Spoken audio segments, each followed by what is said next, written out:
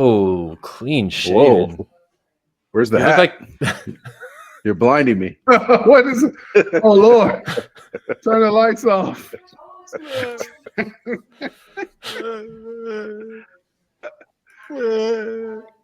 Shut up. You can't kill He's really trying to look like his poster.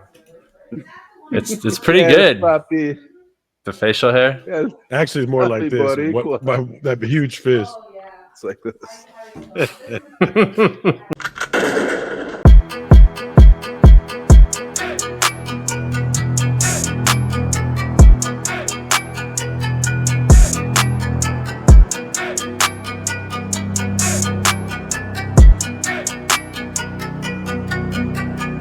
Any Given Sunday podcast week 6.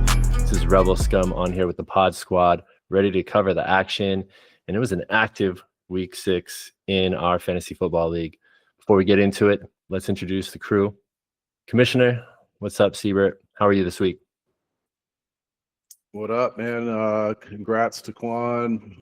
Gave me my first L of the season. This is the third time in 6 weeks a team has made a trade to improve their roster the week they play against me. Second time Sugandiz has fed one of those teams. What did I do to hurt you, Sinke? I'd sensed something behind that GIF that you shared, or that video that you shared on the thread, and I knew it was coming back to this. You know, to be honest, it was shocking to me. Andrew Berry must be a lot smarter than me or us, because it doesn't make sense to me to trade a quarterback that you think enough of to make your opening day starter to a division opponent that's hurting in that area. But that's just my personal feelings. Yeah, man. Sorry, that was a tough one, but you're still 5-1. And some interesting things this weekend too. A lot of shit going on this weekend. We'll get into it. Quan, on the other side of that coin, congratulations on your victory this week. You remain undefeated. How's it going over there? What's up, fellas? Thank you. Good game, Coop. That was, yeah, man. 2 undefeateds went in. Somebody's O had to go. But, yeah, had a big trade during the week. It wasn't necessarily about playing Lennon, but it was about just throwing up the quarterback room. But feeling good, 6-0, man. But, you know, I've been here before, man. It's really all about what happens in the end. I mean, I could go 15-0, but if I don't win, it doesn't matter to any of you. So, but anyway, season's going good. Love, respect, community, and the dollars too. The whole package. The Quans. Sugandiz, I talked to him about that trade, and he said he had a different take on it, Quan. He said that he wanted to use him against NJC, and he said that you pushed for it and it said it had to happen this week. You know, that I wasn't going to get into that. I talked to Sinke, and I told him, I said, hey, dude, if you lose by the margin of points that Dak Prescott would have gave you, I want to bring it up on the pod as a good talk. But I feel like there's integrity. There is a sense of integrity in the league that you really don't talk the particulars or trade talks. That's kind of confidential. So I asked in case he said it was all right. So just want to preface with that. But so, yeah, I'm glad you brought that up. Nick, we can swing it over to BC, or we can cover this real quick. It's up to you, man. Well, I don't know. You're sounding kind of shaky right there. So maybe we just want to hear this one through. All right. And So we can funny, move man, on. because dude, there's like days of back and forth with Sinke. He made this shit so difficult for such a simple trade. But one of the conditions was that we will agree on a trade, and then we'll just post date it till after this week. Originally, I was fine with that, but then, of course, in Sinke fashion, he starts upping the price. And so I was like, then my counter was cool. I'll agree to the the terms of the trade, but since you're upping the price on me, I'm gonna need to have them this week. And then he finally was like, okay, cool. And that's how it went down. What are your thoughts about paying a draft pick for a quarterback that scored less than one you already had on your roster? You know, I knew this was going to come up, and I just want to say, let's not get carried away with Drake May and his performance. Drake May looked great. I hope, of course, I hope and pray that he continues this type of performance throughout the season. But this dude's a second year. This is his first year, supposedly his breakout. Dak Prescott has consistently been a high ceiling quarterback for all the time he's been healthy. So, and on the flip side, unbeknownst to Sinkay, I knew that I was going to move Tony Pollard to kind of get some sort of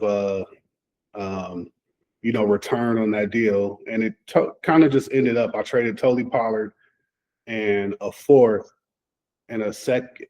Tony Pollard and a fourth, basically, for Dak Prescott, and that's ultimately how the trade went. I got back a fifth.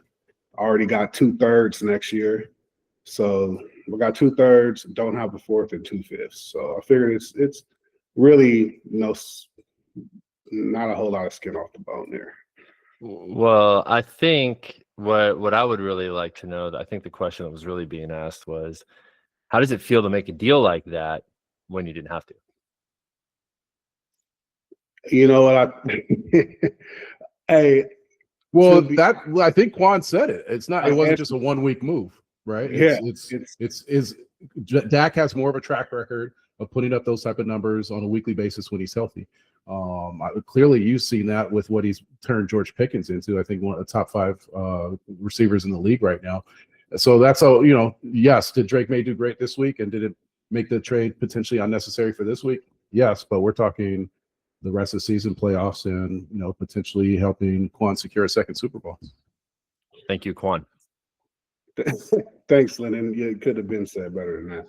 But it's not guaranteed that I was going to start Drake May too, man. I mean, because Danny Dimes had a good matchup too, and I was battling back and forth. I could have easily made the change at the last minute to put Danny Dimes in, and still would have got the win with Danny Dimes. But it's anyway. Yeah, maybe we should have thrown it to BC, because that reminded me of something I also wanted to talk about, which was you holding 3 quarterbacks, which I'm pretty sure you annihilated somebody pre-draft, post-draft. Like, I know you've gone into some folks for holding 3 quarterbacks, and now we're a couple minutes deep into this introduction, and we brought up the 3 quarterbacks, and that's something I want to hold you. It's easy to say that when you have Joe Burrow, but once Joe Burrow goes down, then all hell breaks loose. Man. You gotta. Not only do you have to grab them and potentially hoard them for a little while, but I think Quan has said it. Like, you got to watch the cream rise to the top and figure out who's going to be best moving forward. Yeah, I don't plan on holding 3 quarterbacks for long, so I just need to figure out which one to drop. BC has a lot of funny faces over there, man. Yeah, a lot of funny faces over there. I call that the Lou. Mm-hmm. I'm gonna clip some.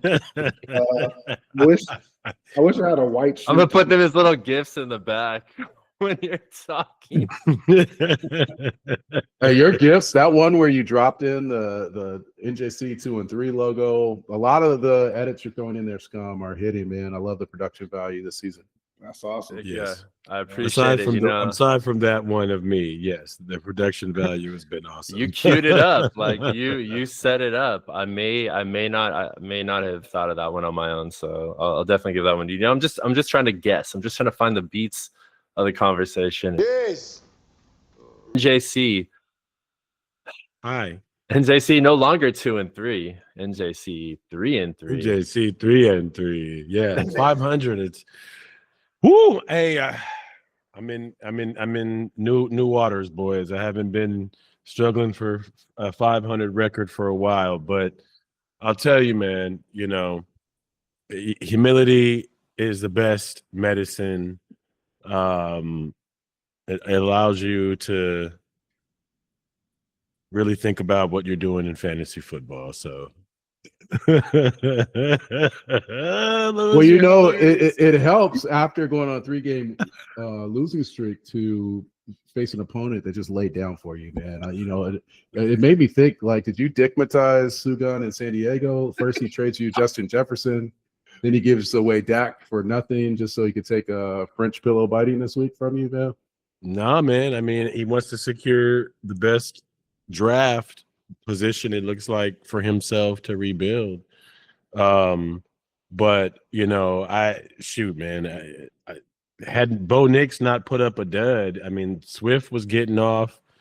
I mean, it wasn't as lucky. Well, I think that's as my win. point, is that he had Dak, who put up what did 35. 30, yeah, He still would've 35. He lost. had him. It was like an 18-point swing. He still would have lost. Yeah, but I think it speaks to a larger point of throwing in the towel so early. Like yes. Like is it important in our league to build? I've done it. Everyone should do it. If you're not fighting for a championship, you should be building. But is that the downside to Dynasty? Are teams throwing in the towel too early? Like Sinkay quit fighting a quarter away into the season. There's games potentially that he could win. Maybe he loses by a couple points, or maybe he pulls off the upset this week if he was actually trying to win a game. But once he trades away his players, go ahead. I think that it took Sinkay's defense, because he's not here. At this point now, what does he have? He has 2 firsts, 2 seconds, 2 thirds, and now 2 fourths. And I think, Lenny, you can correct me if I'm wrong. I think one of those is So he doesn't- 2027. So he has 2 firsts, 1 second, 2 thirds, and 2 fourths. I think so. I honestly think if he's in the best bet for him, those 2 wins that he has pretty much secures him and getting like a top 2, top 3 pick. So I think he probably could care less about wins at this point. Well, Ideally, I needed it.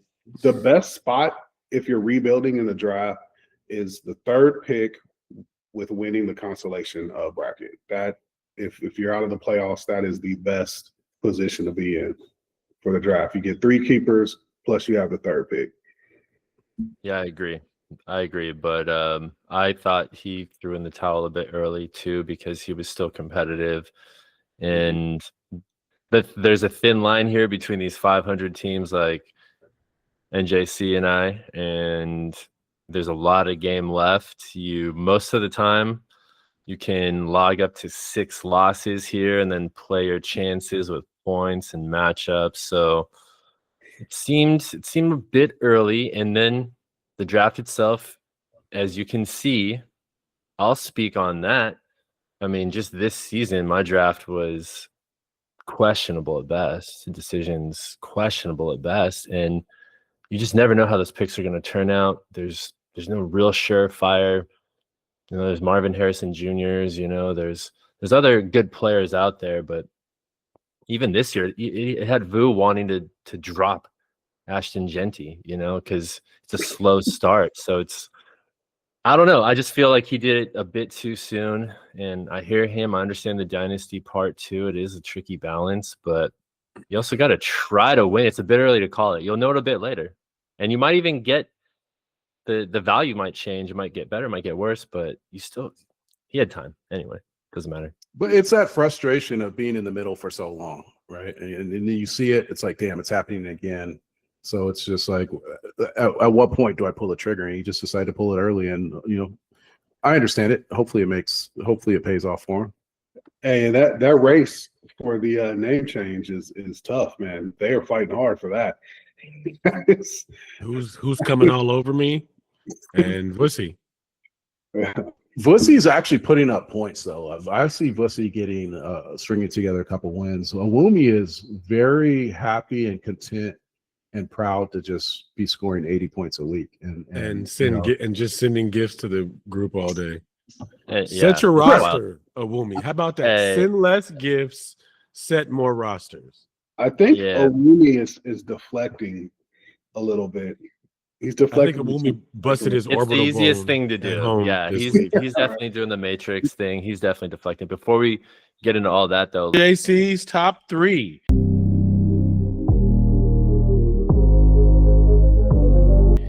NJC has made it back in the top 3 at number 3. NJC ending a 3-game losing streak, winning 124.5 to 100 with the 3rd highest score of the week. Thank you, Sugandis. I rested Justin Jefferson this week so he wouldn't stretch you too much, but I only gave you a 24.5-inch stretching. So thank you for letting me get to 500. I appreciate you. NJC back to making the top 3 about himself. Yeah, get a W, get back in it. His own time. Number 2, unless you guys want to be out, Ambassadors of Quan defeating Seabird Frogs 139 to Lennon's solid effort of 118 points, despite losing 2 starting players this week. Going 5-0. Number 2 goes to you, Ambassadors of Quan. Good job. 6-0. Thank you. 6-0. My bad. Who cares? Number 1 goes to NMW, aka Scum, for getting the high score of the week with 144 points, with Rico's Revenge game and Scatabo CTE campaign. Congratulations.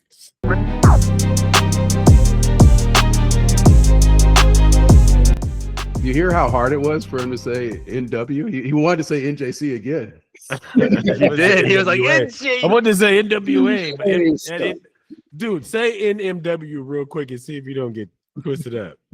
I know, man. I've been saying my whole life. It's been twisting me up. This was a great week. My goodness, the replacements, the Rico Daddles of the waiver wires, the CTE Scataboos. Oh my goodness. George Pickens, all these guys coming through. How long can it last? Who cares? I mean, Rico It's been Daddle fun. back-to-back 200 total scrimmage yard games. I mean, that's Is Nick Chuba Hubbard coming back? Because I don't think I want to see this Rico Dowd again. Yeah, man. I'm not sure it even matters, man. Look at how this guy's playing football. He'll definitely steal some of the carries, but I think Dowdle is usurped some of the touches, most of the touches. He can catch the ball. He caught that touchdown. I mean, 200 yards per week is not going to happen, but 100 yards in a tutty, I'll take that for, again, a guy on waivers who, in some poetic way, being a former Cowboy, kicked to the side, and I kicked aside the current Cowboy running back. I feel like there's some fantasy football poetry going on here. It's like a full circle compliment. I was going to ask you how you feel about that, because last year you drafted him, and I remember when you drafted, I'll tell you, like, God damn, Nick, I wanted him. Then you dropped him. I picked him up, and he was on my squad basically as a reserve, putting up double digits for that year. But now it's come full circle. I mean, he's better than he's ever been with the Scum. Yeah. I had to repent for my sin of making fun of his name too, because I picked him with the Mr. Irrelevant pick. I'm pretty sure last pick of the draft, and then did cut him immediately, and then needed him the week that I cut him. I was like, oh no, Javonte Williams got hurt or something happened, and I needed him. And you had him, you picked him up and stashed him, and then just kind of like, like just kind of like, I don't know if you made a trade offer to me. I doubt it, but anyway, it was a great week, and I'm glad I didn't lose to the Vussy and hand him his first win of the season again this year. You were very generous, Vussy. I do wish you listened to the podcast though, because you jump on a thread and you say things that were clearly either disproven on the podcast or would just make a lot more sense if you just kept it to yourself, because you're angry. You threw a little jab at me because I was crushing you, and I didn't even know how many points I was scoring until you sent that Darth Vader gif or whatever it was. I was trying to do some other shit at the time, and then I looked and I was like, oh Lord, this is tremendous. 114 points by the end of the morning was wild, and I didn't even know my kicker was injured until it was too late. And I tried really hard. I was like, I can't do anything about this. I just hope it holds, and it did hold, man. And I feel good not losing to you, Vussy. May you put up and find a win, because as Frog said, you got a good team. It's just one of them hard luck seasons, unfortunately, and then with everything else going on, it is magnified and amplified. You mentioned CT Scatabo, man. I saw this I should have sent it to the thread. It was this funny video of Tony Soprano as Jackson Dart talking with his Uncle Junior, who in the series at that point had Alzheimer's. Obviously, Uncle Junior is the Scatabo character in the video, talking about how he once was the king in North Jersey. And this, I think it was like Jackson Dart talking to Scatabo in 7 years. It was, yeah. Quan had mentioned something about it's nice that you found like your long term, like you and Scatabo will have a long, loving relationship. And I started texting. I was like, "No, I'll save this for the pod." I don't think it's going to be very long, but it will be very loving. He's very fun to watch because of his style of play. But I'll be happy with 3 years you've had. I'll be happy with the rookie contract coming out in 3 years. Mm-hmm. We'll go from there, man. But for now, and then we'll just, with Malik Neighbors, when that guy comes back, that offense is going to be clicking. They're going to be humming next season. Brian Dable, yeah. You guys saw the game, so I mean, Dable knew when you ran in the blue tent on the line. Please get out of this tent. Like, I've seen it. This is it. Like, please, God, just get out of here. He's like, I'm trying, Dad. I'm trying to get out of here. Oh, they made it, man. They're gonna be a fun offense to watch for a while. The love that he had for Jackson Dart and Scott. Oh, and yeah, man, those guys, like, that's why Lennon brought up that Sopranos mention, because those guys have love for each other like that. You can see it. You can see it right there in the field. Like, God, this is gonna be great to watch. That was fun to watch, man. Last. That was, it was. It may not be long, but it'll be fun. It's called the Vussy Special, man. But I wanted to give. You talked about being the true Rudy's replacements, man. Your replacement running backs combined for 65 points. Scatabo, currently the number 7 running back in AGS, the highest ranked rookie in the class so far. We talked about all those rookies going in the first round, but it was a 4th round value pick that's leading the pack right now. George Pickens, obviously benefiting from CeeDee Lamb being out of the lineup, but he is currently the number 3 wide receiver in AGS. And Vussy, on the Vussy side, Lab McConkey finally had a breakout game, 100 yards, touchdown, 22 points. You mentioned Vussy and listening to the pod and saying wild things on the chat. I thought this was a pretty wild take because I feel like running back and wide receiver scoring in AGS is what lines up probably the most with every other fantasy league. I don't think it's that Quan's running backs and wide receivers are benefiting from some type of rule. It's that he actually has good running backs and wide receivers that score the points that you get when you put up those kind of yards and touchdowns. But I'll open it to you guys. He's discussing a scoring change for wide receivers and running backs. Thoughts? Yeah, well, I mean, don't you have to show up to the draft to be able to propose any type of offers? But I think he did deflect that to the Quan too, despite the fact that the positions he mentioned had at the time put up like 90 points against him. Yeah. And he was like, "Nah, it's not your shitty team, Nick." And it's like, "I'm my shitty team." That's right. That's getting a high score on you right now. Wow. I think out of all the positions, the one that, and clearly this is coming from the, still being butthurt about the defensive scoring. The phantom defense. I would say if anything, quarterbacks with some of the bonuses we have, they may score a tad bit higher than most leagues, but I feel like running back and wide receiver are pretty in line with standard scoring across the board. Yeah, is there any bonuses for running? And it's a standard bonus. Yeah, 100-yard game is a bonus. It's like 1 point though, right? It's not anything significant. Is that it? Yeah, I think running back and wide receiver scoring lines up with like the majority of leagues in the world. So I don't know what he would propose to change, but it'll definitely be a good laugh at the draft for sure. I think this is another one of those counselor moments where he has to translate for the VU of what he really means. Like, he wasn't really selling his team for 2,500. You ever seen Trump's press secretary talking? There's facts and then there's alternative facts. That was the best part of the meeting. Just like when VU's just yelling and you just see Jumanji That's right, Vu. You tell him, Vu. He was his number one supporter, man. God love the Rat Pack. At least that night, maybe not Turncoat NJC, but the Rat Pack team of two, man. They defended each other all night in that meeting. It was fun to watch.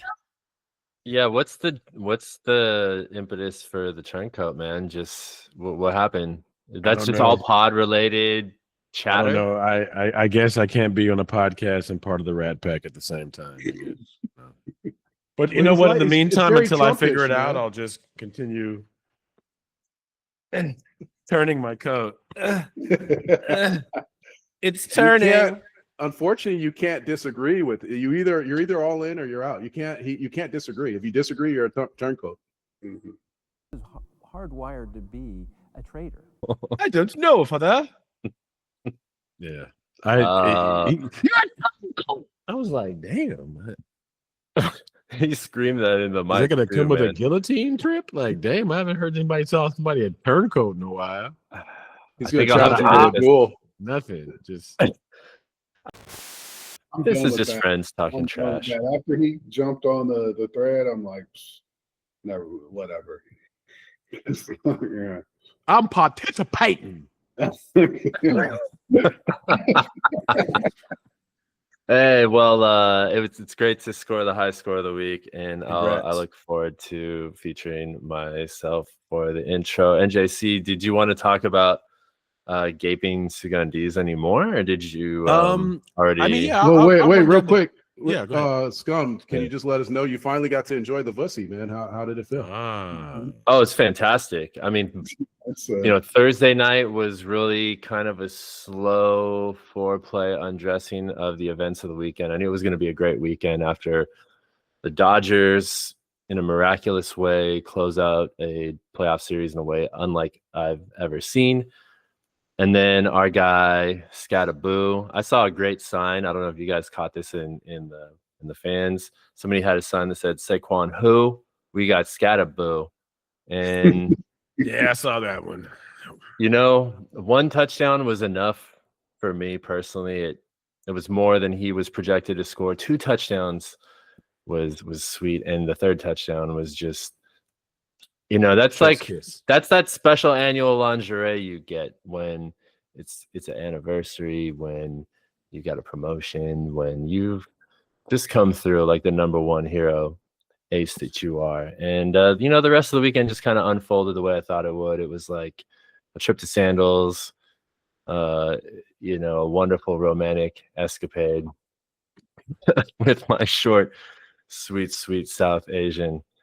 I felt like you got the short end of the stick this week because I know you had a name all picked out, and that kind of kibosh got put on that about the name change. So, dude, I would have gone with the 3 slap proposal. That's the one I wanted. That's the one I fell in love with the first time I heard it, having no context for it at all. That was the one part of the meeting that I felt we left open-ended, and I should, because since the name wasn't going to change any longer, I don't think I wanted to leave it on Thman's, Thman's Glory Hole Geisha.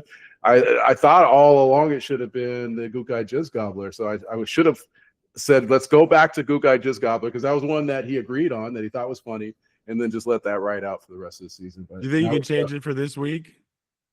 I think we have to have another peace summit. I can't send the turncoat to do it. Yeah, no. I might get I'll get disentrailed. But going back to the game, D Swift, man, he had a hell of a game tonight. Monday night marauder, 25 points. Ferguson has always caught his tutty. The Broncos with 21 points, and then that sneaky little day of pickup. Myers, your little kicker, put up 10 points. I see you, Senke. Thank goodness nobody ran the ball in New England, and Keenan Allen is no longer valuable without Quinton Johnson, whatever his name is, Quentin Johnson in the game, because Herbert only seemed to want to throw to McConkey. So I was happy about that.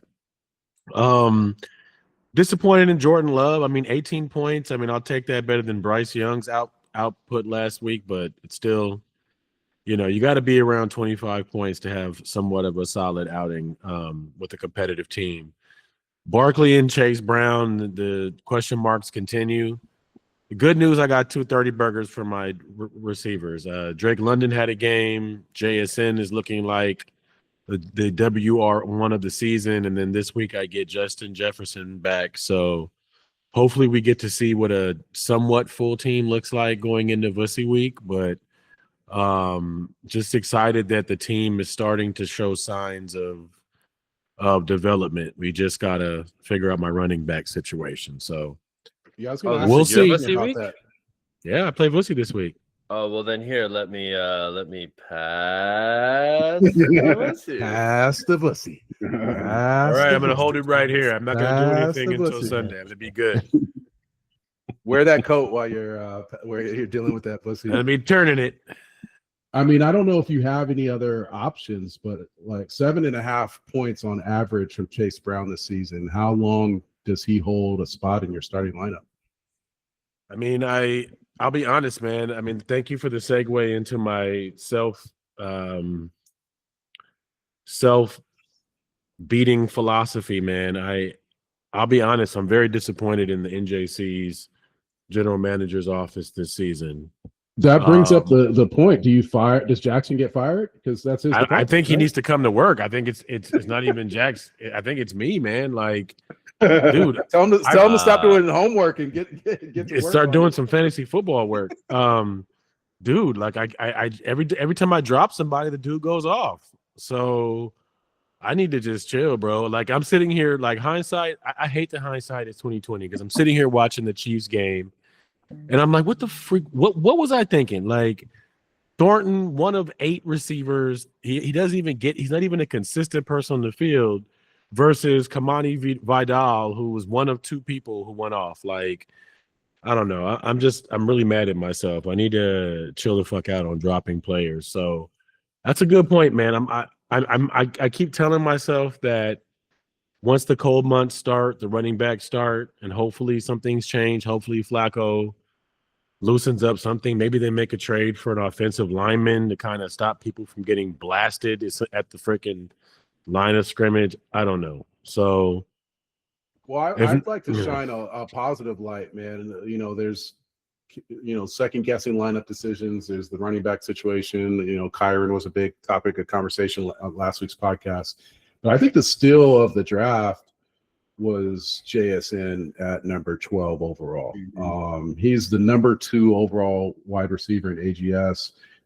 Puka's out probably for a couple weeks, so Jason's will soon be the number 1 receiver probably next week. There's something about that 12 spot in our draft the last 2 years. It's been a solid wide receiver. It was that arms race for running backs, but I think everyone right now is envious of the value you got at number 12 this year. I appreciate that. I liked JSN last season. I think a lot of people were questioning what the Cooper Cup presence was going to be, who was going to be the WR1, but watching that game, dude, they just keep feeding that dude, man. He's a beast. I love it. Cheers to that. Thank you. Hey, also the Tyquan Thornton, 3 out of the 5 games that he's played, he scored a touchdown every game. And this is supposed to be a high scoring game. That was a good play to me. I appreciate it.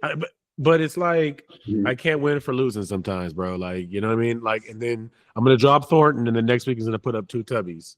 Well, I wouldn't wrestle too much with dropping him because there's a certain receiver that comes back next week.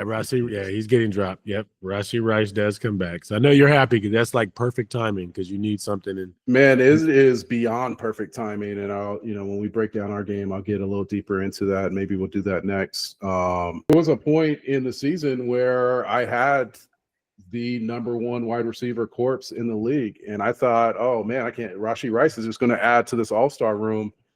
And that all-star room is gone. It is completely gone. The curse of the injured players continues. It was Neighbors first. This week it's Puka Nacua out for a couple of weeks. It's Garrett Wilson. I think somebody alluded to him being injured. He played the entire game. The injury came up later. It looked like a hip injury on the field. Now all of a sudden it's an extended knee, but he earned his 2.5 points this week.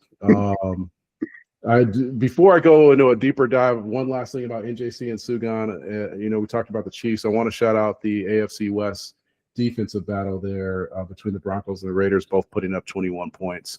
But I'll go ahead and jump into it, and I'll defer to the man who is victorious. But the game ended real early for me. It was nice that Patrick went out and put up 40, and it was nice that Bijan had his best game of the season tonight. But I knew very early on, and thank you for doing me the favor, Quan, of saying there's a lot of football left or it's too early. But there was a reason that I put up that Adrian Broner video, man, because I was getting cooked. I'm sitting at the cross country event in Thunderdome. Shout out Rudy, man. The park was right by his crib. And like simultaneously, I'm watching Jonathan Taylor's going off and Devon A-Chain's going off, and of course, Brian Thomas Jr. has his 2025 coming out party. That all was happening live, like touchdown for the Quan. And then I'm watching Puka hurt. Like all that happened, and I just I knew you can't beat there is a level of dynasty to the Quan, whether it's a regular season dynasty or not, but he has a great team and he has great depth, and you need all cylinders firing to beat a team like that. So I knew Puka's been carrying me all season, and to lose him while I'm seeing those other players go off, like I knew I was in a deep hole, man.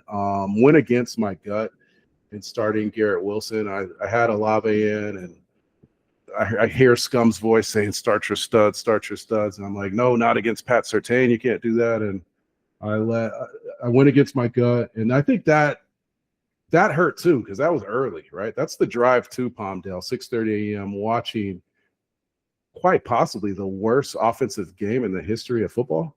Like, that shit was fucking terrible. Anyways, London paying for those tickets. Yeah, man. I mean, if you had a defense playing, but that was bad both sides. Garrett Wilson, I think he scored one with 2.5, scored 1 full point more than Cortland Sutton on the Broncos side. Oops, you won the trade this week. The Dak trade, man, it definitely hurt less when I saw Drake May outscore him. I had this whole speech I wanted to give about Quan trading for Dak, and then it really meant nothing this week, man. Quan, I think I'm more mad that you swiped my my kicker on waivers. Waited for my guy to go down and you swipe him. Kind of kicking myself for not making that my first priority, but it is what it is.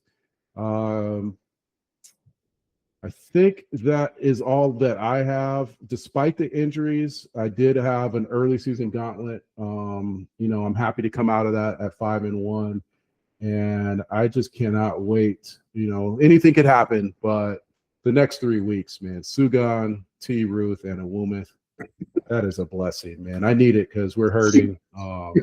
But congratulations on that. That is fantastic. Quan, go ahead and let's hear it from the winner this week of this battle. Hey, you know what, man? So the reality of this is matchups. This is the same team that's been there, 4 times already. But each time in the end, I have bad matchups in the Super Bowl, and then that ends up losing the game to, even when both teams are competitive. This is the first time this season I think that I was not favored to win this game. But I just got lucky, man. It like Lennon said, it started early, man. Everyone started scoring. A-Chain was going off, man, and Jonathan Taylor was doing what he was doing. But the biggest, the happiest moment of the victory was finally seeing Brian Thomas Jr. It was a last-minute swap to start him over Zay Flowers, who I kind of was like, man, he's going to get some good garbage time being that they're just going to be down and they're throwing the ball constantly. But I was like, let me just start Brian Thomas Jr. I mean, I don't know what caused me to do it, but it worked out. But that's good. So moving forward, man. I mean, the Frogs basically covered it all, but unlike the Frogs, I actually have three pretty difficult matchups of potential playoff teams coming before we go back into our. Who do you have coming up, Quan? I got coming off the high score this week. I got Rebel Scum, whose team is on fire. You rebel scum. I'm hoping that the return of some of my players, I got CD coming back, so hopefully he eats George Pickens points up. And I also got Kittle coming back, man. And that should hopefully that should make a huge difference. So hopefully we have a good run next week too. But I got Rebel Scum, then I got Pimps, and then I got T Ruth coming up. So there's potential for an L in all three of those matchups. To piggyback on the whole Drake May, because in that it's going to be hard trying to choose who to start.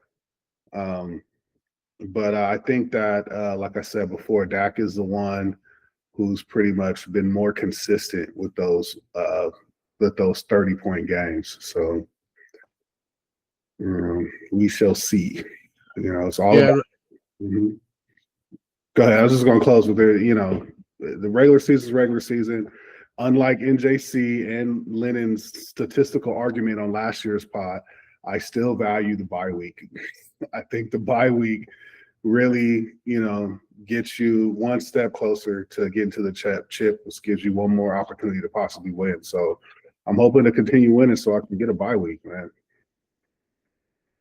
I thought the stats proved that the bye week was beneficial. I don't know. I love the bye week too, man.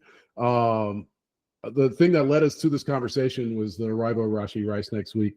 I thought that, I was going to have this overwhelming amount of talent in the wide receiver room, it would be difficult to find where I put Rashee Rice in, but now it's a necessity. I have nothing left. Neighbors, Puka, Garrett Wilson, none of them available in week 7. So Rashee Rice goes from suspension to probably my wide receiver 1 this week. I don't know if he's ready or not, but he's playing the Raiders, so you got to throw him in there.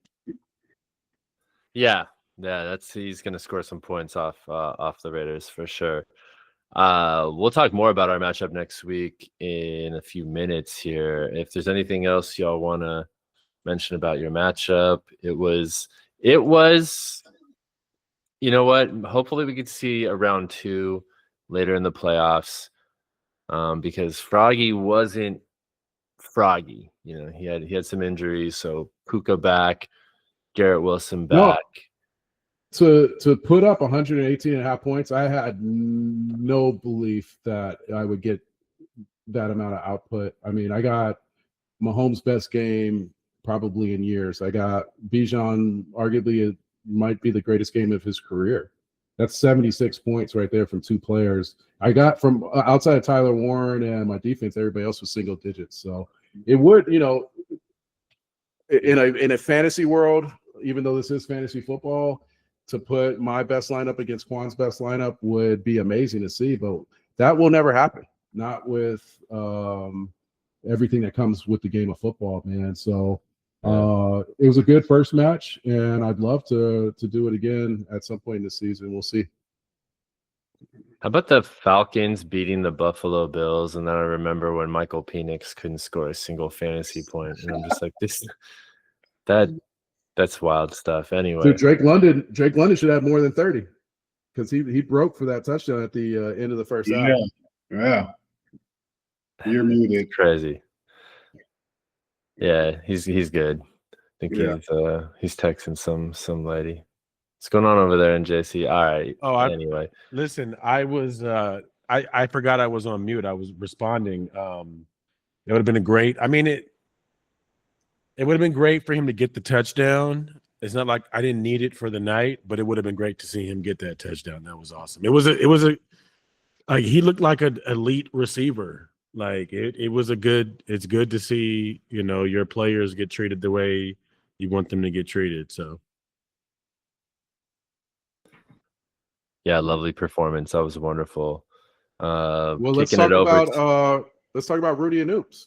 That was the runner-up for game of the week. Yeah, perfect transition. Wonderful. Rudy and Oops lived up to the hype. Well, I mean, it wasn't the neither it was a scoring team broke output. defensive game. It was a Neither team defensive broke matchup. 100. It wasn't the scoring output everybody thought it would be. It was a defensive battle. So yeah, you're right. Neither team broke 100 points. Egbuka going down definitely hurt that. Harrison Jr. got hurt too, but he hasn't really been. Inside scoop here, Quan. This guy's your cousin. Oops is in deep doo-doo. Well, how did you ask my question, man? Oh, go ahead. Wait. Sorry. I didn't mean to get so excited about it. No, All I but was gonna say. No, please, Commissioner, I defer to you. I can feel Oops' pain because my team is severely injured, and I would say that he took a lot the last 2 weeks, just like I have, losing 2 starting receivers and his starting running back. But go ahead, Scum. Yeah, just curious, Quan, if you knew, does he have any draft regret with Marvin Harrison Jr. at this point in? Dude, he's had draft regret with Marvin Harrison Jr. since last season.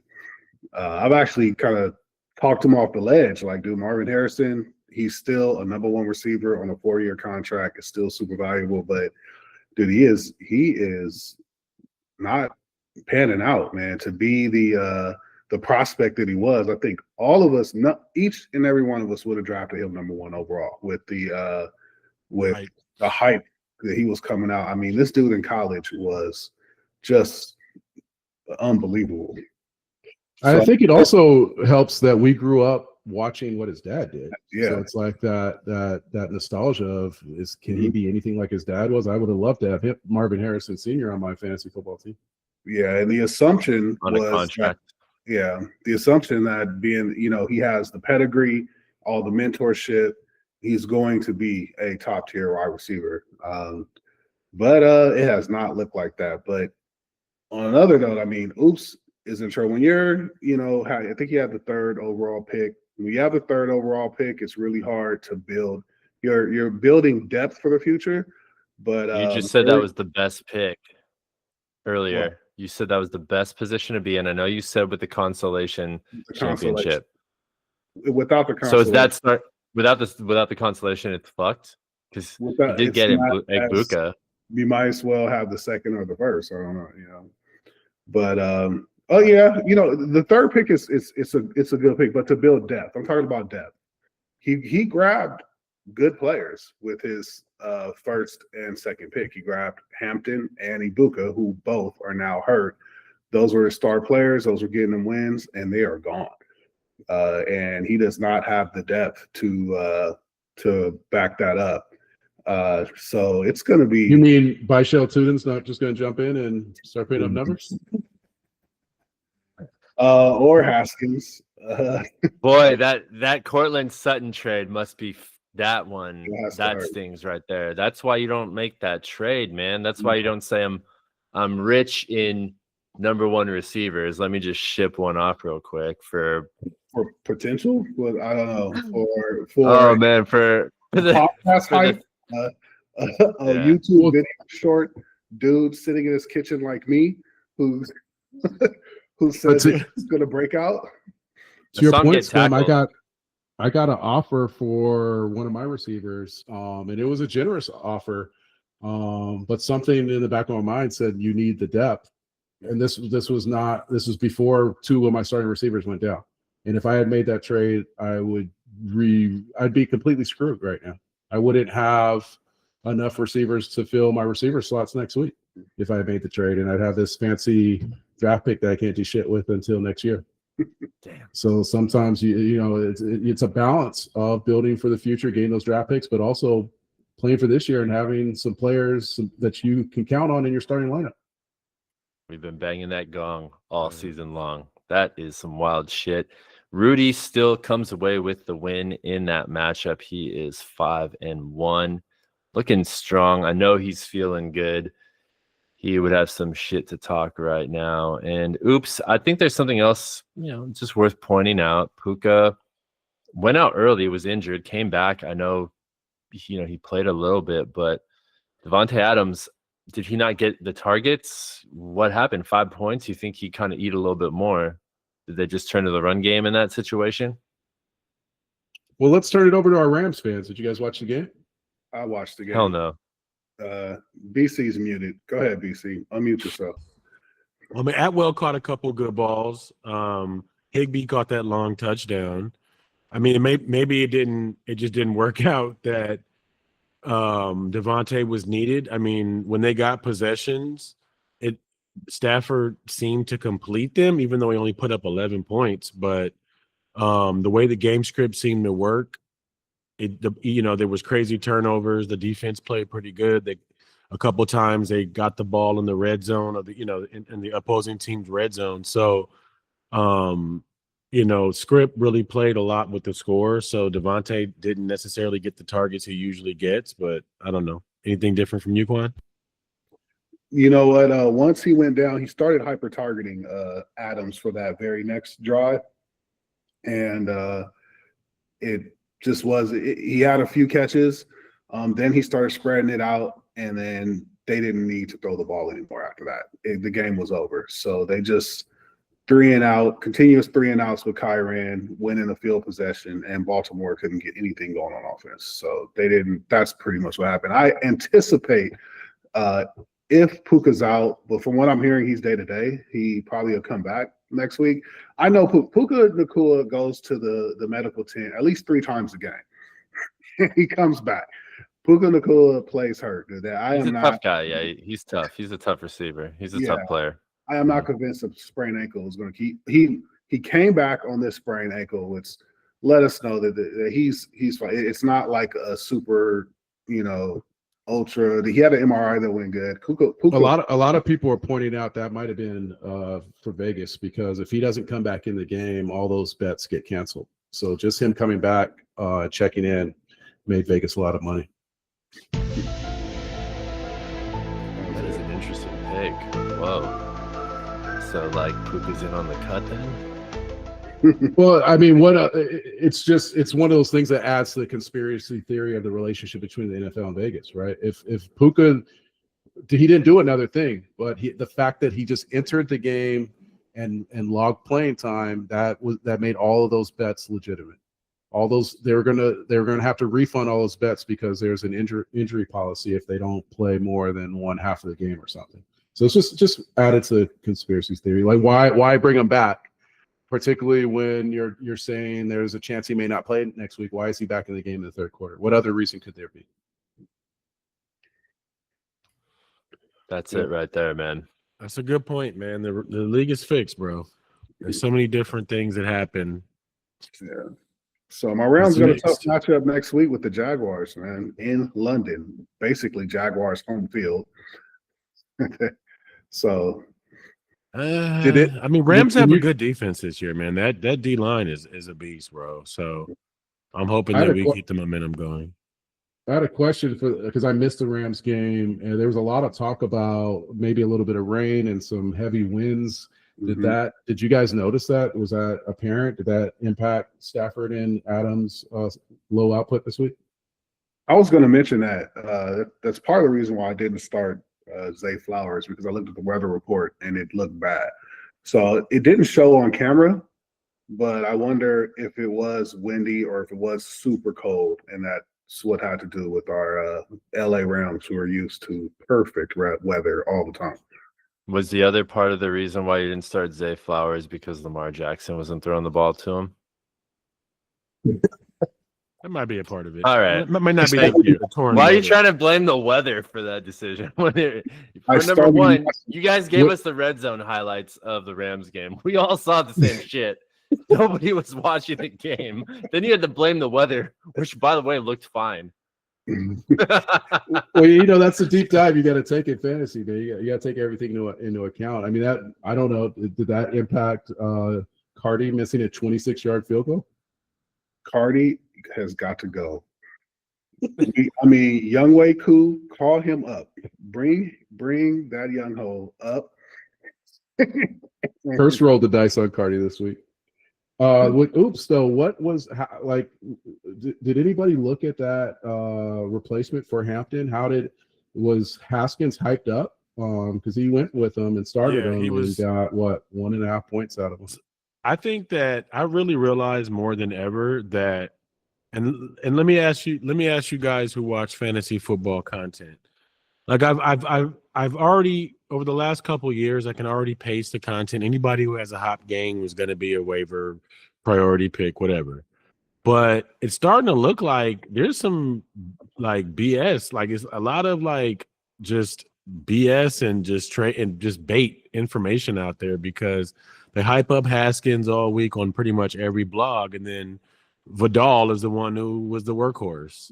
So I don't know, man. It's a lot of smoke and mirrors out there. He was an analyst choice, big time. He was an analyst choice. For those that play Fab, all those Fab players are out there just dying, talking about how much Fab money they spent on him. Yeah. So, I mean, I picked up Vidal because I've seen him in the game before. He's had reps. He was running the ball for a while. I think the season that before Najee came, and JK were in, I think he got some reps. So I'm like, he's the person who probably has the most familiarity with the playbook. And he's the one who got, he was the hot hand. But then again, Haskins may eat next week. I mean, I don't think there's going to be any loyalty between the two. So I don't know. But where you have it all now? I dropped him. I had to drop him Sunday morning because thank goodness, because Kincaid had that oblique, that out of the blue oblique. And I kept Thornton instead of Vidal. Got it. Yeah. So I was pissed at myself. Like you say, Quan, I did the same research. I looked. He was putting up points. I'm like, this is the last chance to get him before Rice gets back. Maybe it's a good filler for JJ and, for bye week. And he puts up a freaking donut. The nigga didn't even get targeted one time the whole fucking game, dog. So, yeah. Thank goodness. That's the thing about those waiver wire guys that are receivers that are hot sometimes. Their ceiling, their floor is super low. Their ceiling may be high. Zero is low as hell. Yeah, right. Mm-hmm. Well, Pimps and Awumith had themselves a little sub 100 battle over here. Pimps is pacing Sugandis here, pushing Sugandis into maybe number 4 pick territory, while Awumith is circling the drain. I'm sorry, I don't know why it's so funny, but it's really funny because we mentioned this pre-pod. I really feel like he is he has to be deflecting some of this because nobody likes losing as much for 10 years in a row. I mean, that's what I'm saying. Like, nobody likes losing 1 week in a row, and then he's just always losing. He's not here for fantasy football. He's here to be able to get out of the house and get out of the fucking state once a year. Has there been a worse once a year? Has there been a worse team in AGS? That I can remember. No, this is by far this is bad. I may have the worst record ever, but he's the worst team ever. His franchise is the Cleveland Browns. You want a lack of, or you want lost them all? He went 1-11-1. I went 1-11-1. So right now I still have the worst record. No one's gone a donut. Not yet, but soon. He might be pushing for it. It's not just that his team that he drafted is bad, is that he still has the team he drafted. He's made no effort on the waiver wire. I think he's been like top 1 or 2 on waivers all season because he's picked up no one. He's invested. He's invested in James Cook. He's invested. He finally the Taysom Hill touchdown lottery, the one annual touchdown he gets hit this week. So he got all of those 6 points, and that's it because there's nothing else Taysom Hill does. Hey, wait, let's let that joke breathe for a second. The Taysom Hill lottery. It's true. That's why it's so funny. It's the He has annual got touchdown. Taysom Hill. He's picked him up off waivers to start him at least the last 4 years in a row. Yes. He has dreamed. I'll be honest. I don't even think ChatGPT could understand his thinking. I mean, I could ask it a question and just put in all of just. I don't understand Joe. Like It's a comedy of errors, man, and it only his team would keep Anthony Richardson on a contract going into the draft. Only his team would have Anthony Richardson come in and get some garbage time in the 5th week, meaning that he's now stuck on his roster, only for the following week for Anthony Richardson to go on IR for smacking himself in the face with a stretch band. Bro, I'm gonna be honest. If he was not a bone. member of our fraternity, I would go super in on him. But I think if you want to talk about week 6 butterfly effect, I think that is it. I think that Anthony Richardson's career in the NFL is exactly like who's coming in seconds career in AGS, just one folly after another. Jesus. It doesn't really help that Brock Bowers has been hurt all season, but it wouldn't have really mattered that much anyways. Nah, man. No. No. And you know, my question is he going to put up 100 points? Had he put up 100 points once this season? I think he did. Good question. Anyone going to go back and check? I can do that off mic. I'm gonna but check. I was going to all right. He scored twice. In week 3 against Sugandis, he scored 101.5. He lost by 2.5. Week 4 against Oops, he scored 115, but lost by 30. Followed that up. You know, the reason we forgot that he scored back-to-back 100 points is because in week 5 he scored 43 points. That did kind of take that. I've never even heard of that happening. Like, I played in somebody multiple said leagues for a long you time. got to try to score 43 points. I don't even know if you could do that if you tried legally, like within the rule boundaries of the game. Right. You can play players to his credit, he doubled that this week and got into the 80s. To his credit, indeed. He found the magic mix here. I will say that the Vussy had 1 point in the meeting of the GMs is why are we not talking about Joe? Why is Joe still in the league? Joe said that we were all for going to the draft. Yeah. Our all-male Diddy party.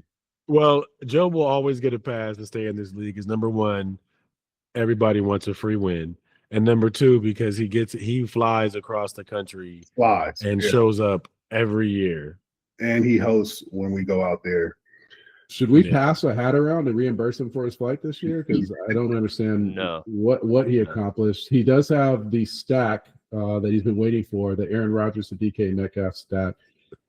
Quite possibly the highlight of the season. They combined for 40 points, half of his scoring this week. DK looked good. DK looked in rare old form this week. It was good to see him. Worth it. During the trade talk with CK, I was worried that I'm in competition with him. But it doesn't look like Wumi's interested at all. I think Wumi. I mean, maybe he's watching college football on Saturdays and he's got his eye on a hot running back from Michigan. I don't know. I don't know. Wumi could have got Prescott for free, so I'd be hard pressed to see him give up a draft pick when he could have just picked him up off a waiver. He's probably kicking himself for that.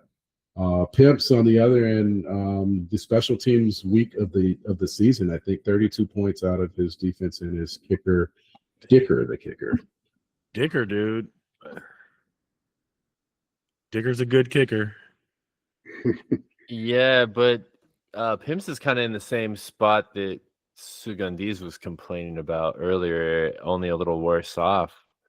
He's kind of been in that 6-7 seed. Oh shit! I didn't even mean to do that. I didn't Well, even the mean to problem do that. That's terrible. with Pimps is he has too much self-respect to just like he no matter what he fights. He always tries, and you gotta, I guess you gotta respect him for that. But it seems like the new strategy is to quit and not fight, and after a quarter of the season, give up and start building for next year. It's kind of like the way they say Major League Baseball players of this generation approach hitting. It's home run or bust. It's a lot of strikeouts, and an older generation that would have affected a man's pride to strike out so much, and not at least make a little contact with the ball and put it in play. Yeah, Make a little His contact. team is actually pretty solid. I mean, if I came out of the draft with a team like that, he's got McBride. Doomsday was considered like week 2 or 3, considered the next breakout like JSN, and then Montgomery and Breece Hall is a solid running back tandem. He's just had bad luck. Yeah, they're just hit or miss. I mean, one week he could put up almost a high score, and then next week he doesn't crack 100. So he's just up and down, inconsistent. Yeah, he was the high score. He was the high score just earlier in the season. I question the Kendrick Bourne sit. I mean, he got the win, but I mean Kendrick Bourne, I'd start him on my team. That dude is with all the players out and Matt Jones in. I mean, that dude is guaranteed. Yeah, there's something going on, and I'm guilty of it. A lot of us are guilty. We'll pick up players. I saw a lot of moves. I think Sugin also picked up the starting running back for the Cardinals. We're picking up players, and for some reason, not having the balls to enter them into our starting lineup. Yes, Man. Yes. Fantasy football, man. This shit, we must be gluttons for punishment, because we play this, we salivate to get to this point every year to just be beaten up by, weekly notifications. We must be some sick bastards, but I love it. When did Boo drop Isaiah Pacheco? I never saw that. The 13th pick in the draft. Ouch. Ooh. Is he on Pimp's roster now? Yeah. Yeah, I guess No he had enough of it. Maybe he does listen to the podcast. What you just said, NJC, though, kind of reminds me of that meme I put out about Dave Ramsey, man, and the amount of time, particularly, a team like Awumi puts in. He is watching the games and he's sending memes. But the funny thing at the end is, do you win games? And he says, no, Dave. I thought that was a funny one for him this week. Oh, Woolmouth. Who's not coming in you? timely. All And right. oh my god!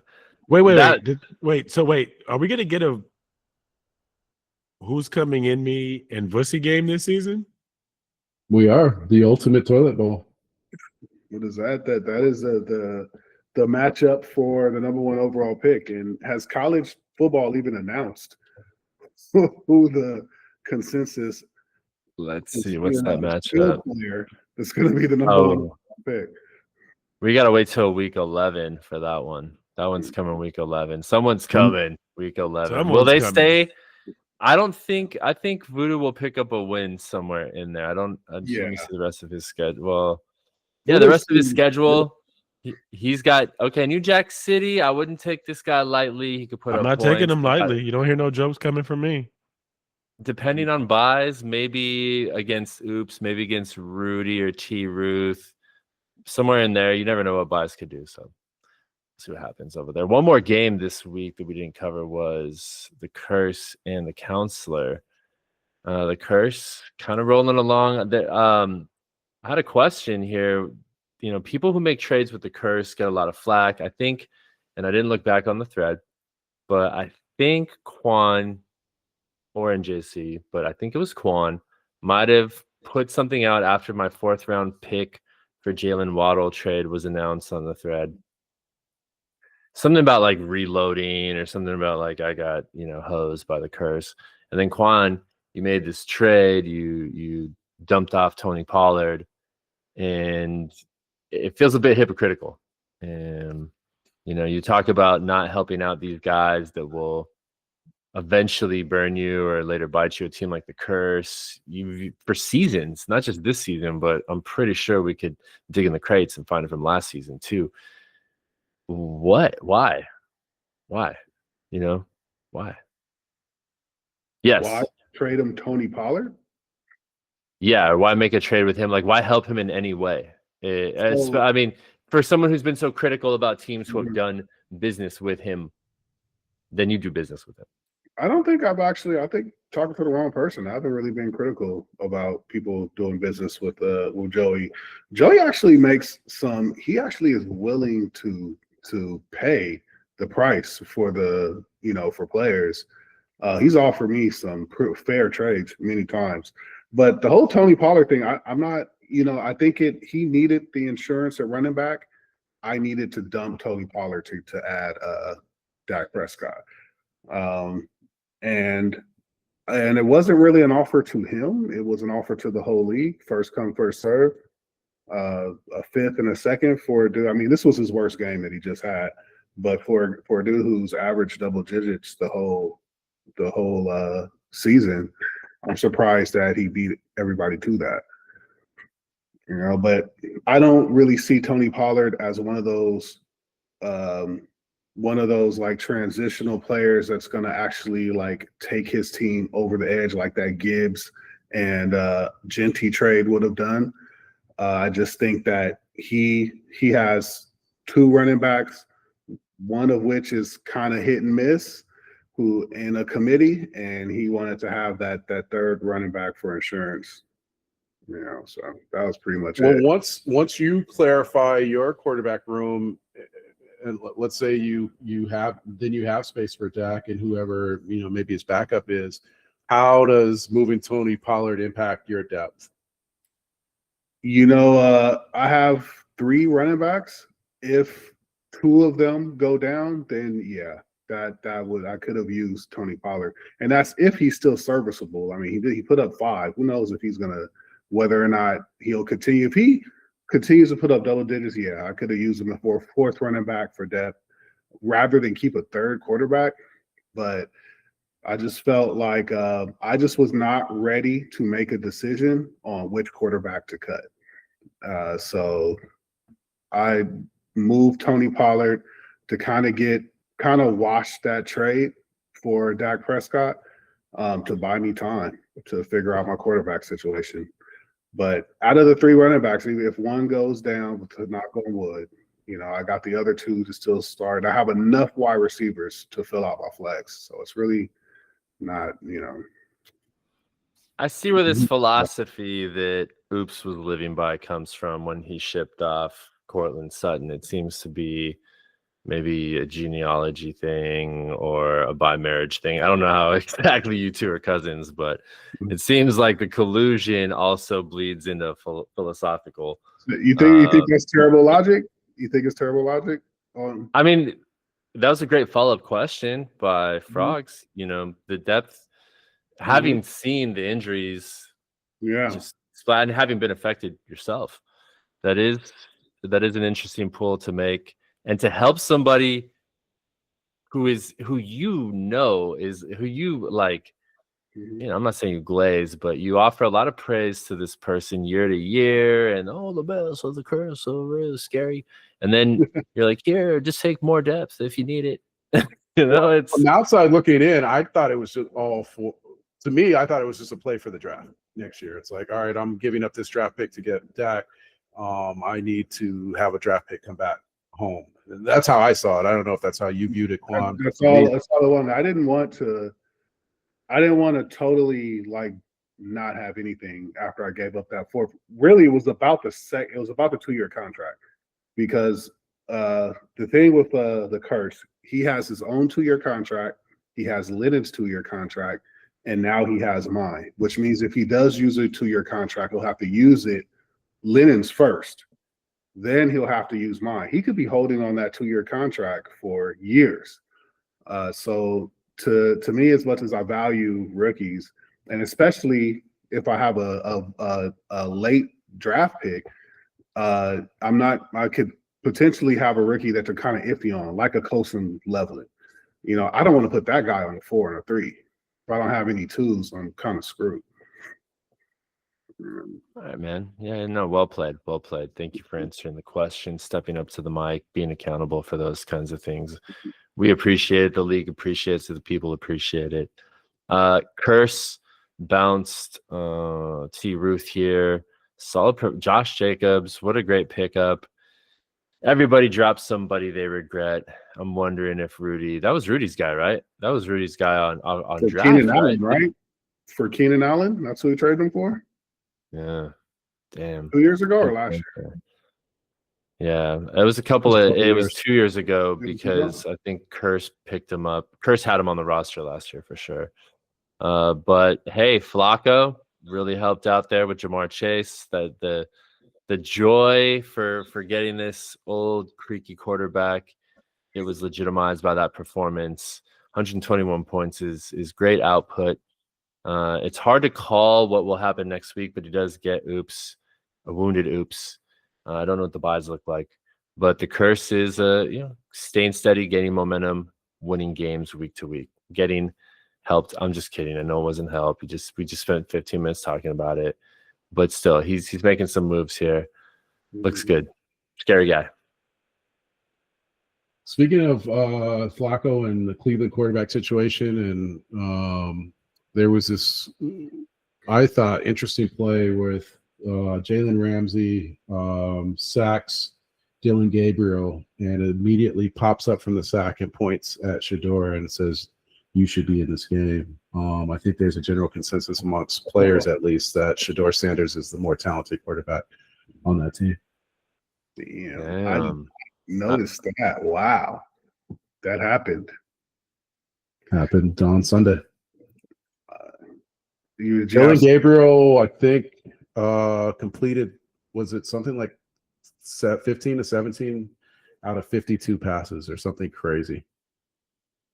52, my word, that is terrible. That is awful. 17 for 25, maybe not so bad, but 52. Ay, Dios mío, that is awful. Something like that. It was some kind of crazy stat. I mean, no one rosters Dylan Gabriel, so I'd have to actually look at his stats, but will Shador get a start this season? Yes. I think so. I think he deserves a start.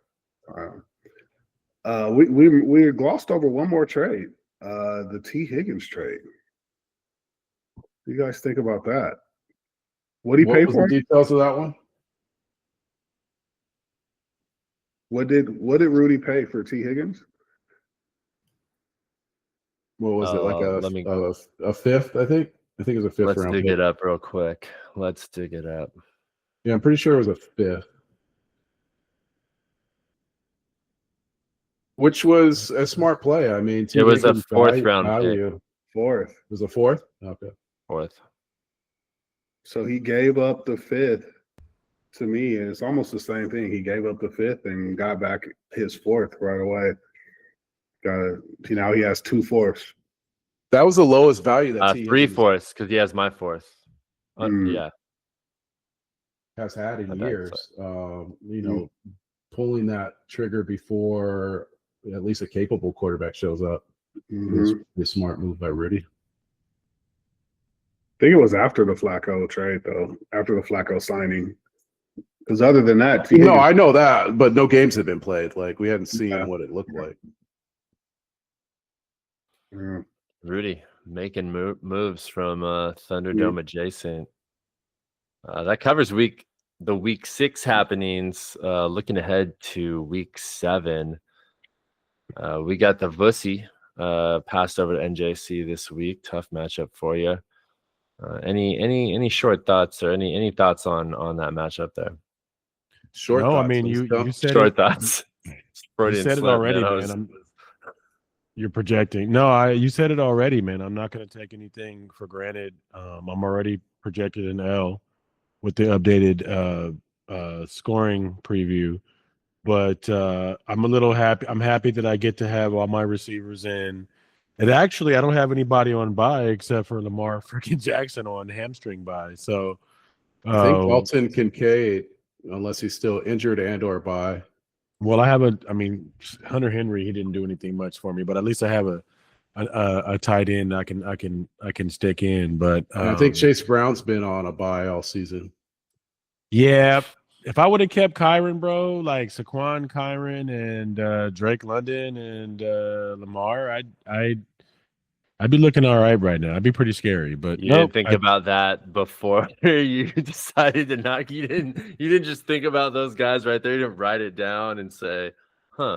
Get into that. Have we really broken that down? Like, how was that decision made? Again, it goes back to what I said in this conversation about fantasy football blogs and the bullshit and the crap that's out there. A lot of blogs were high on Chase Brown this season. Who was it between Chase Brown and who? Well, it was somebody else on the roster? I mean, looking at okay, so Drake London put a 30 burger. I don't know how many 30 burgers, if ever, Drake London's put up in his whole career. But I really felt that this year was going to be Drake London's breakout season. And I've had him for like 4 or 5 years. I wanted to try to see the payoff. Plus, so Chase Brown was always going to be a keeper, and it came. No, it was Lamar and Drake London. It was Lamar and Drake London and Quan. So it really came down to Chase Brown and Kyron Williams. Got it. And all the blogs were high on Chase Brown. Kyron's injury past. The speculation of Corum, the new running back they drafted. What was the belief and trust in Kyron if they keep drafting running backs every season? What's the name of that new running back the Rams drafted? Anyone? His name is Gives a Fuck. First name who? His name is what is it? Something Des. Hang on, Rams fan. Hang on, lifelong Rams fan here. Okay, I knew his name a while ago. Yeah, I bet you did. I love the Rams. It was a hot name. It was a hot name preseason. Yeah, it really was. I'm pretty upset. I can't look at the Rams right now because every time I see them, I see Kyron Williams scoring touchdowns. So I'm a little upset. Hunter. Huh? Darquez Hunter, who hasn't seen a bit of the field. He hasn't had a sniff of that turf. So Kyron's just one injury away from being done, man. And I thought, I would be the guy. I'd be a freaking fantasy genius if I did this and Chase Brown ended up having a better season, and hasn't been the case. So it is what it is. Chase Brown's got Pittsburgh defense. They completely shut down Quinshon Judkins. Not that. I mean, the Browns offense just looked terrible this week. Not that everybody's been shutting his ass down. So, we'll see. I mean, look, I'm going to use my RB2 spot as my flex spot. Metaphor, in my mind. If I can get. What does that mean? Because, I'm operating with 3 WR1s right. No, think about it. I'm operating with 3 WR1s right now. That's going to try to carry me, right? So I've got technically a RB1 if he wants to show up in Philadelphia. So I'm going to treat, Chase Brown as a flex and try to make up for it in every other position. Wait, who's the third wide receiver one? Justin Jefferson, JSN, and Drake London. Justin Jefferson, yeah.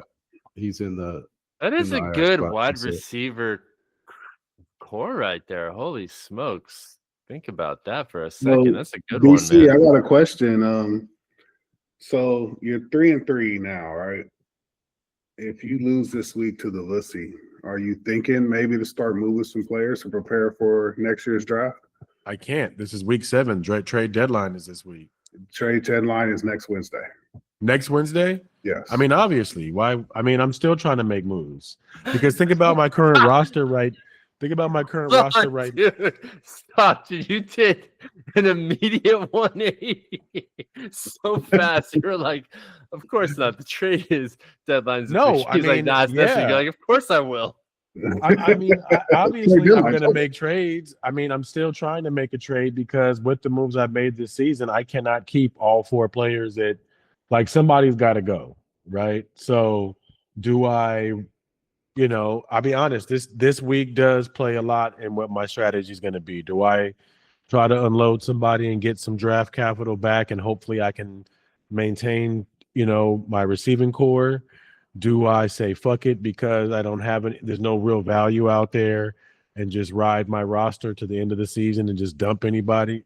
We'll see. We're going to find out this week. So, but I will tell you, in looking, like, I know everybody on this podcast does it. Maybe not as much as me, but I guarantee you, all of you go on everybody's team and look, who could I make a trade with? Who has value? What teams could I do something for? The only teams you can have conversations with are in playoff contention or want stupid value for their players. So it's freaking Thunderdome in the waiver wire. It's Thunderdome in the with everybody. So I don't know, man. Maybe It's maybe the- funny. Look at. Go ahead, Nick. Maybe the podcast just makes trades more difficult now. Maybe You're going to hear about it next Thursday. Fuck the cost. This is the first time I've looked hard at Vussy's roster, and given his historical stance on Caucasians and his complaints about scoring in the wide receiver position, I think it's hilarious that his 3 wide receivers, including the tight end, are all white men: Ladd McConkey, Luke McCaffrey, and Kelsey. That's what we went with this week. Vussy, that might be the reason that you're not seeing the wide receiver output that other teams are seeing. Maybe at first. I played Debo Samuel, George Pickens, and Jalen Waddle, and just whatever. I don't know. I mean, there's something to say that when you look at the melatonin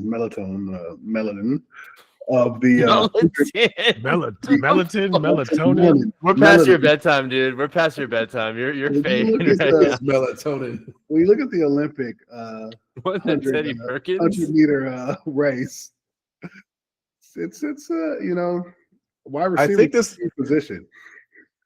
I think an all-white wide receiver room might be a first, and it's, of all people, the Vussy. The Vussy, hater of the whites. With Jared Goff throw into the Jared Goff. He's got a mayo, extra mayo on that roster. But the running back room kind of balances things out. Well, he tried to get rid of them too. He might win all whites. He did. Hey, he might be primed for a Scatterbo trade, man. Genty and Gibbs for Scatterbo. Hey, oh my God. Genty for Scatterbo. You'll have Genty longer. Yeah. Vussy, sign me up, Vussy. Did you make that trade, Nick? I did, yeah, man. Vussy, call me. Let's I think that was the funniest Gibbs? part when they were like Genty for Scatterbo, straight up. You don't know, man. Contract. The love. You see, you start building the love, and you can't let go. No, he's after that hat trick, he's hooked. He's addicted. Well, we'll see what happens against the Broncos. I got some tough matchups going up against the Quan. I don't think I'm scoring 140. Oh, you're gonna bench Scatterbo this week after a hat trick? No. I'm not gonna bench him. No, because last week those same sources you were complaining about, some of those same sources were like, don't Scatterbo against the Eagles on a short week. No way. Sit him. And I was like, well, it helps not having a choice. So that made my decision very easy for me. Thank goodness you didn't bench him, right?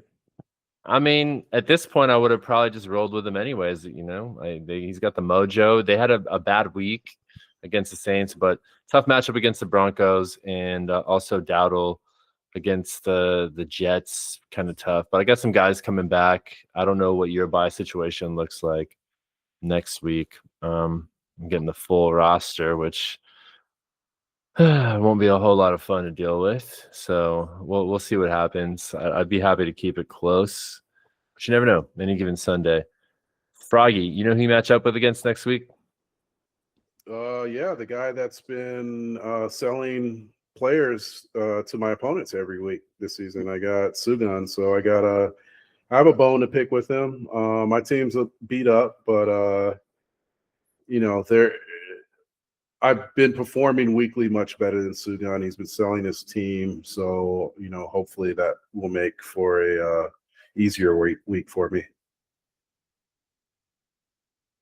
I think so, man. You got the guy coming in here limping. He is looking competitive in his tank job, but I think you got Bijan. You still have a squad that could put us some points. You're gonna get the double dip in here. Well, that's pretty nice for you, man.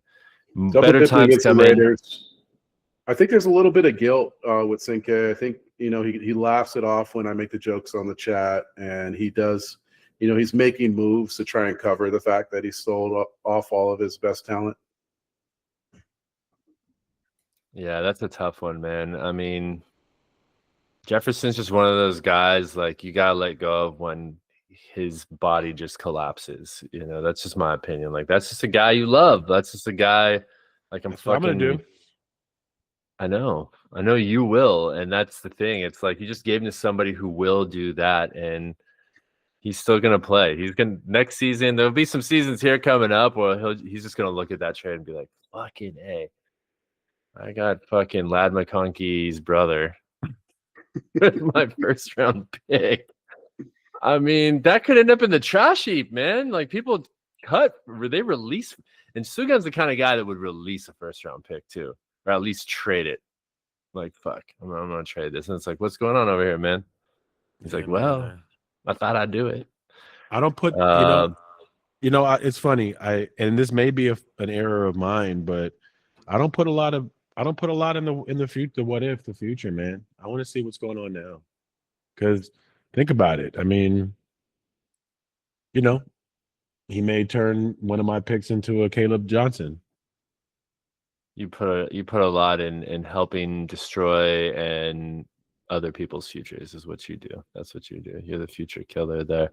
Well, speaking of the Oops, man, facing the Curse, tough matchup. Oops was a strong team, and now with these injuries, that he's facing a tough one this week. Yeah, I need him to lose so I can get back to the top of my division so I can get a playoff berth.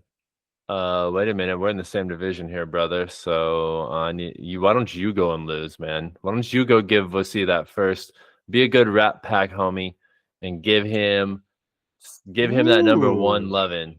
I'm not flirting with the fantasy gods, man. I'm gonna stay humble. I treat every opponent like it's my last matchup of the season. And like you guys all said, it's a solid team. I mean, he puts up points. I just gotta hope to put up more. One benefit for Oops, it looks like the Bills are on a bye, so Josh Allen's out and Curse has no backup. Quan, you might be able to swing another deal with the Curse this week. He's looking for a quarterback. There's not much out there on waivers. Oh no, he's on a bye. Wow, look at that, Quan doing some flipping over there. It pays to hold on to 6 quarterbacks, man. It really pays off to hold on to 6 of them. All that who mayo gets in your fridge? Damn, dude, I don't even have mayonnaise in my fridge, and that's for real. There's no mayonnaise. Mayonnaise. He's got 3 jars. T. Ruth gets a Woomitz, so T. Ruth gets to bounce back on some of that soft, tender loving, and that tenderloin. Some of that tenderloin. T. Ruth is missing Derrick Henry. Baltimore Ravens on a bye. Keon Coleman on a bye. Scary Terry hurt. Injury. Lamar's coming back, boys. Don't see me when Lamar comes back, even though his team's going to be ass. T. Ruth not doing great in the quarterback position, so it may not be. This is a chance for a Wilmoth. No James Cook, no Khalil Shakur. I don't know. No. Now that you said that, now that you mentioned that's a wrap. Who else is he going to substitute in there? James Cook's this early output of 87 to 73 with his starters. Looking with the guys that you just mentioned. That might be a low scoring affair on both sides over there. That might be something terrible. And Pimp's Terrible fighting blood. hard, man. Rudy might be on upset alert. Scott, Pimps has never one to take lightly. Yeah, absolutely. I agree. Does that cover it for next week's matchups? Is that it? That is it. I think we covered them all. Any final thoughts on the week? Anything in your notes there, Froggy, that you want to mention before we dipped? Well, just to update, last week we talked about the butt fumble to close out the show, and Mark Sanchez, it was an interesting interview where he came out of the hospital thanking God, thanking the doctors for saving his life as he was transported to jail. So that was an interesting update on that case. That saga is amazing. I mean, thank you, God. Click, click. Oh. I'll have my day in court. Yes, you will. The God saved his life after he lost 2 pints of blood walking around Indianapolis, blackout drunk. I've been inebriated. I've been there before, but I've never been blackout where I've fought some 65-year-old guy, stabbed him in the face, walked around just bleeding out, and then, I mean, that is some. Butt fumbling 2 careers away was my favorite quote of last week's podcast. Might be the quote of the year, and that's some regrets right there. That's some regrets. Hey, Scum, tell us, we need it from your perspective because this touched you more than it could have impacted NJC, Scum, and I. Sad day for the Mayos, man. Diane Keaton, rest in peace. What are your thoughts on the great actress passing away? I'm not laughing because she's dead. That's not why I'm laughing. Rest in peace, Diane Keaton. She was fabulous. I can't actually think of one movie I've seen her in. She was in all the Godfathers. Oh, that's right. She was in those. She was in. Oh, I didn't see 3, but she was in the first 2. You're right. She was in those movies. I've definitely seen those movies. Probably a question asked of a white woman, maybe. But yeah, but I love that you threw it to me. Shout out to all the males in the world. Diane Keaton, she represented all of us. I had no idea it was her. I wondered myself, she's the one. Who to go to in times of need. Who's the Mayo Supreme? It's Diane Keaton. Supreme Mayo. Did she win any Academy Awards? I don't want to be. She did. Woody Allen, Annie Hall, I think, in the late 70s, early 80s. She made movies with everybody, man. Robert De Niro. I'm sorry. Al Pacino. Jack Nicholson. Yeah, Al Pacino. She dated Al Pacino, and who's that guy? I'm blanking on his name, man. But Al Pacino had a funny quote today. I meant that. Go ahead. Your doppelganger. Al Pacino said, they said classic dude. Like he today came out, he was like, I should have married Diane Keaton.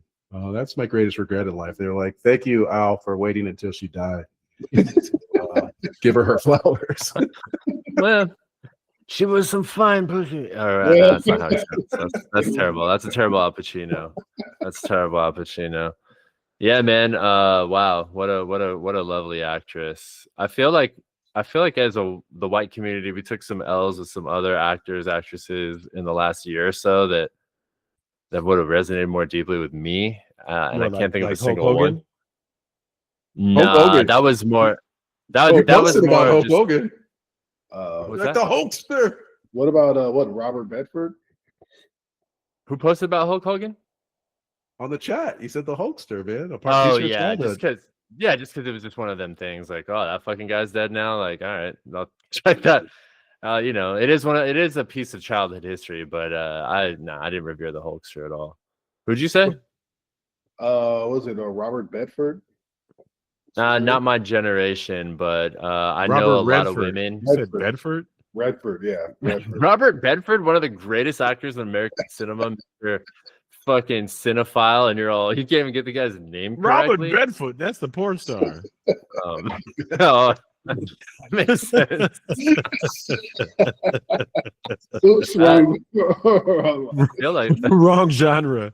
Damn, man, that was fantastic. That was great though. I can't bring up the mayo that the males are really sad about because I got. I know what you're gonna say. Oh, yeah, that's right. That's right. We're not talking about Calvin, Calvin Klein tonight. Not tonight. Yeah, nah, that wouldn't be somebody no that really CK.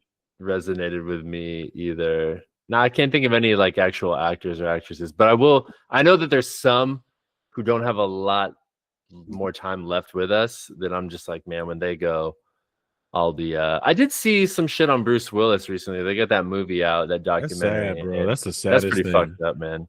Yeah, He doesn't remember he was an actor.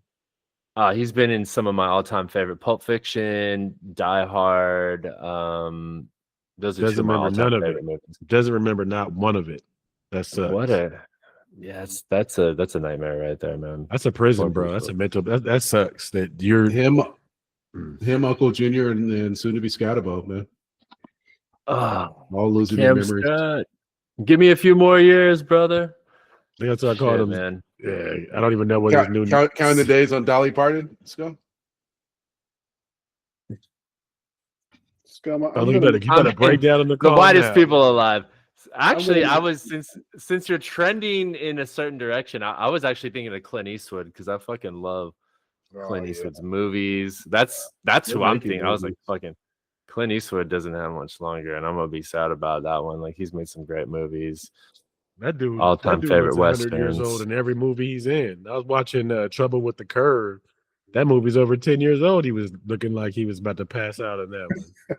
Yeah, but watch him in those spaghetti westerns, and you can see why he was a panty raider. Like, oh my on the God. other side, what do you think about the choice for the halftime performance? That's the other side, Scum. Bad Bunny. Oh, rocking that shit, man. Oh yeah, I was actually listening to some Bad Bunny. I had the Puerto Rican flag flying over the weekend, man. It's the end of Spanish Heritage Month, and I'm stoked on Bad Bunny, man. That was it. That's the week. Exciting week. Got some big matchups coming up. It'll be some tough W's, tough L's coming up for us in week 7. Thank you guys, Pod Squad, for joining us tonight, and we'll see y'all next week.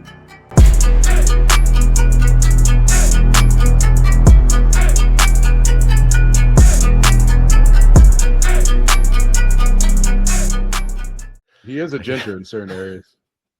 I'm a ginger.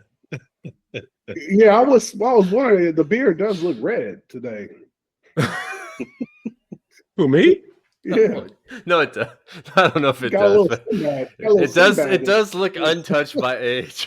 Quan and his hairline, and you and your you with the only goatee that looks like it's from 2003. Oh yeah, that's called Just for Men, boys. Oh, you said it. All right.